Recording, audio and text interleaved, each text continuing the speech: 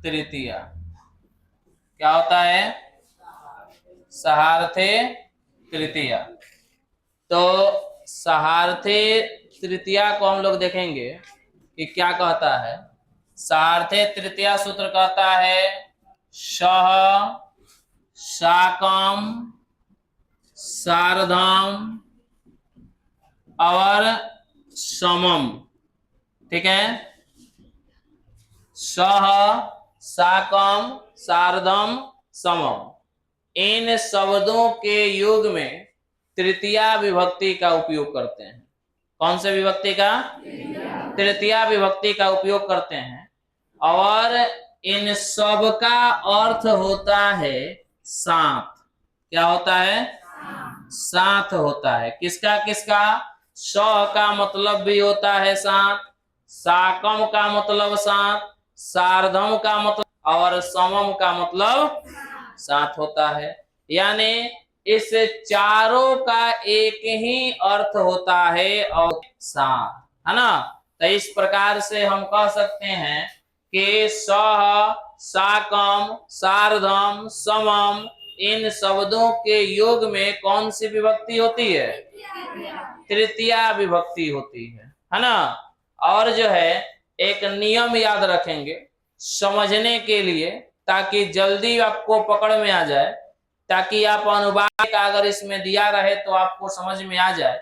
तो ये नोट में आप याद रखेंगे कि जिसके साथ साथ लगा हो, जिसके साथ साथ लगा हो उसमें तृतीया विभक्ति लगाते हैं।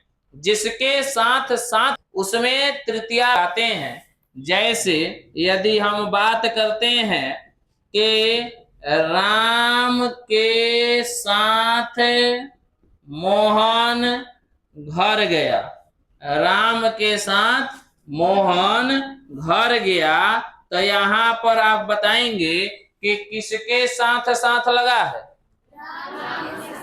किसके साथ? राम के साथ लगा है। तो फिर आपका राम में जो है तृतीया विभक्ति का उपयोग करेंगे, यानी जिसके साथ साथ लगा हो उसमें तृतीया विभक्ति का उपयोग करेंगे।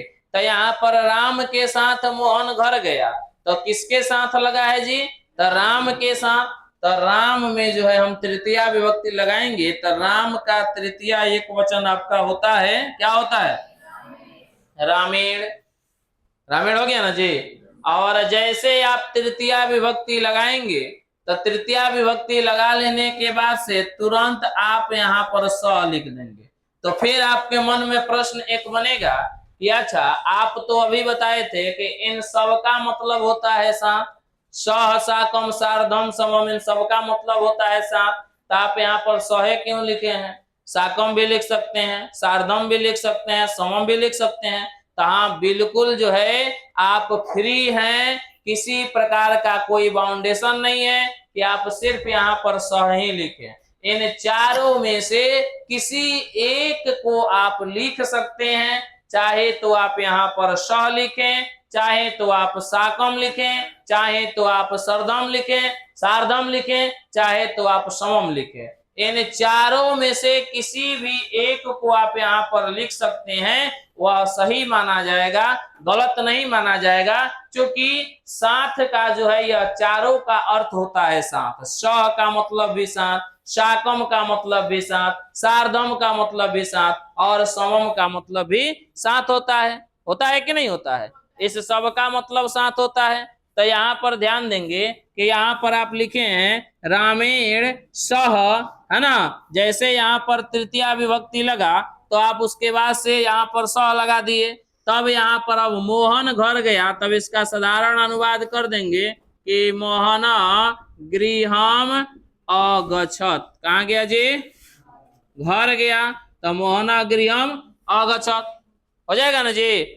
उसी प्रकार से दूसरा एग्जाम्पल आप लिख सकते हैं कि के साथ सीता वन गई। ठीक है ना, सीता वन गई, ठीक है ना, ये ध्यान में रखेंगे।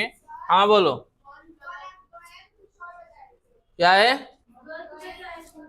गया का आपको प्रत्यय लगा करके बताया गया था गतः, यही ना बताए थे जी, वो भी सही है, ये भी सही है, दोनों सही है। वह तुम्हारे प्रत्यय के अनुसार से वो लगा था, है ना। और यहाँ पर जो है तुम्हारा लंग लकार के नियम के अनुसार जो उसका प्रत्यय होता है उस पर भूतकाल बनाने के लिए आप वो कतः प्रत्यय लगा करके आपका वहां पर गता हुआ था, है ना।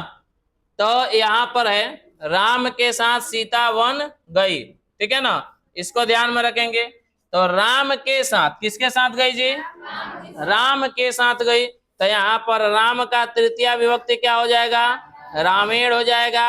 अब यहाँ पर आप सार्धम भी लिख सकते हैं, तो सार्धम हम लिख देते हैं, चाहे समम चाहे साकम कोई भी आप लिख सकते हैं, फ्री है ना। सीता बन गई, तो सीता का हो जाएगा सीता, वन का हो जाएगा वनम, गई यानी के अगछत हो जाएगा। समझे? किसी को कोई दिक्कत इसको समझने में? नहीं ना, याद रहेगा ना। तो देखिए ये प्रश्न आपके समझ लीजिए कि काफी इंपॉर्टेंट है, बिहार बोर्ड के दृष्टिकोण से यदि हम देखें तो काफी इंपॉर्टेंट है। कई बार ये क्वेश्चन बिहार बोर्ड में पूछा गया है, लगभग मान लीजिए कि अगर 50 बार बिहार बोर्ड का जो है प्रश्न बना होगा तो 50 बार में लगभग 45 बार इसमें से सवाल जरूर आता है, नहीं का सवाल नहीं है, एकदम 100% करेक्ट है। और अक्सर सवाल ये आता है कि स के साथ कौन सी विभक्ति होती है, जगह साकम के साथ कौन सी विभक्ति होती है, चाहे सार्धम के साथ कौन सी विभक्ति होती है, चाहे समम के साथ कौन सी विभक्ति होती है। तो कौन सी विभक्ति होती है जी? तृतीया विभक्ति होती है। ये ध्यान में रखना है कि जो है इन शब्दों के योग में तृतीया विभक्ति होती है। चाहे एक और तरीके से प्रश्न आपसे पूछा जाता है, यहाँ पर लिख दिया गया कि रामेण स मोहनम गृहम अगछत, यहाँ पर रामेण को रेखांकित कर दिया जाएगा और पूछा जाएगा कि रामेण में कौन सी विभक्ति तथा कौन से सूत्र से लगी हुई है।